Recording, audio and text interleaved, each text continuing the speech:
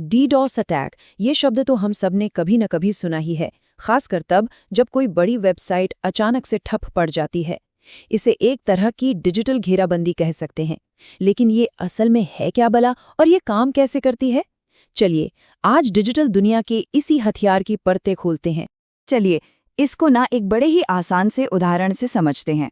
जरा सोचिए, आपकी पसंदीदा ऑनलाइन दुकान के दरवाजे पर नकली ग्राहकों की एक बहुत बड़ी भीड़ आकर खड़ी हो जाए।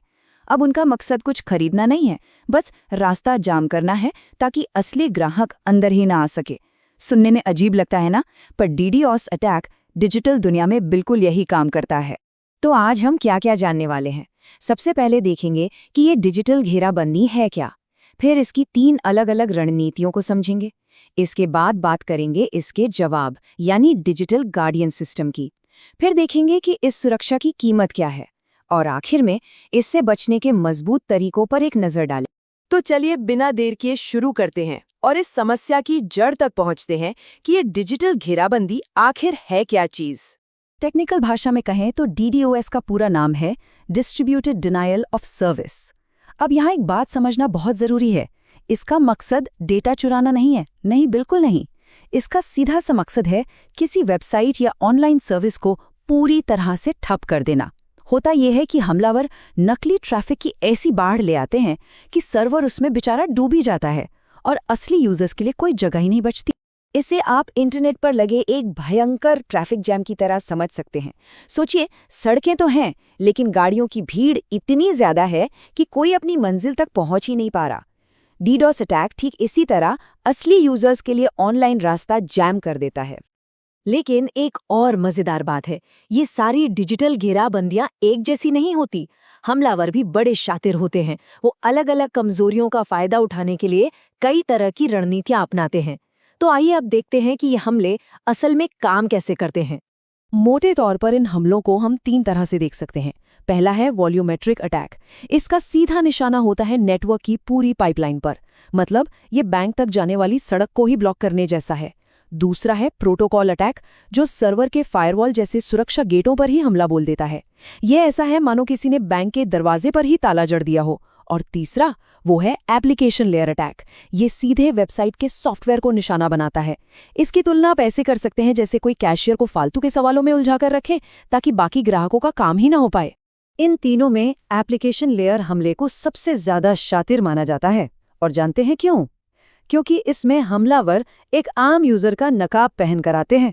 वो पेज रिफ्रेश करने या बार बार लॉगिन करने जैसी बिल्कुल सामान्य हरकतें करते हैं। इससे होता यह है कि सुरक्षा सिस्टम उन्हें पहचान ही नहीं पाता और धीरे धीरे सर्वर की सारी ताकत ही खत्म हो जाती है।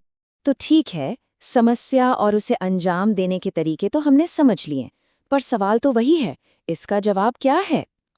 तो यहीं पर कहानी में एंट्री होती है एक हीरो की, जिसे हम कहते हैं डिजिटल गार्डियन सिस्टम या एंटी डीडोस सिस्टम।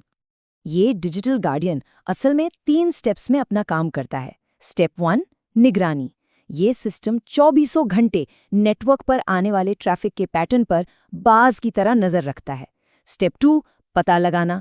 जैसे ही ट्रैफिक में कुछ भी असामान्य दिखता है, कोई भी संदिग्ध उछाल, ये उसे फौरन पकड़ लेता है। और स्टेप 3, जो सबसे जरूरी है, फिल्टर करना। यहाँ ये सिस्टम हमलावर ट्रैफिक को साइड करता है और सिर्फ असली और सुरक्षित ट्रैफिक को ही आगे जाने की इजाजत देता है। इंडस्ट्री की भाषा में इस पूरी साफ सफाई की प्रक्रिया को ट्रैफिक स्क्रबिंग कहा जाता है। मतलब गंदे या खतरनाक ट्रैफिक को धो पोंछ कर साफ करना, ताकि सर्वर तक सिर्फ सही ट्रैफिक ही पहुंचे।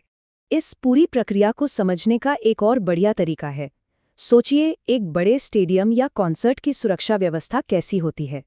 वहां गार्ड्स पूरी भीड़ पर नजर रखते हैं, गड़बड़ी करने वालों को पहचानते हैं और उन्हें गेट पर ही रोक देते हैं, ताकि सिर्फ सही टिकट वाले लोग ही अंदर जा सकें।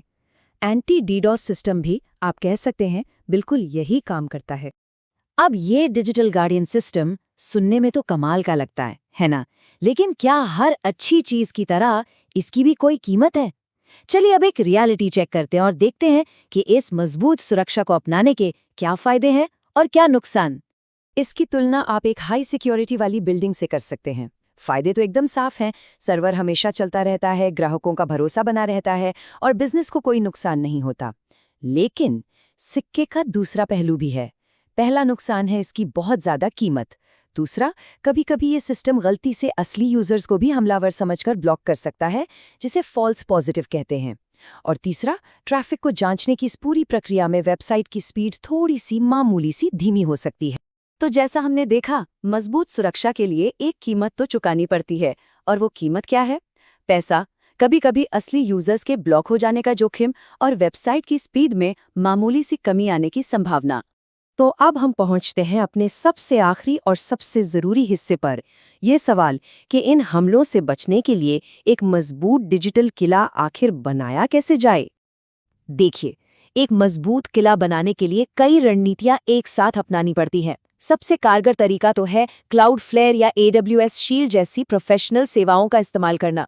इसके साथ ही फायरवॉल को सही से कॉन्फ़िगर करना, रेट लिमिटिंग लगाना ताकि कोई एक यूजर हद से ज्यादा रिक्वेस्ट ना भेज सके, और एक से ज्यादा सर्वर इस्तेमाल करना ताकि ट्रैफिक बटा रहे। और हाँ, इन सब से ऊपर नेटवर्क पर लगातार निगरानी बनाए रखना तो बेहद बेहद जरूरी है।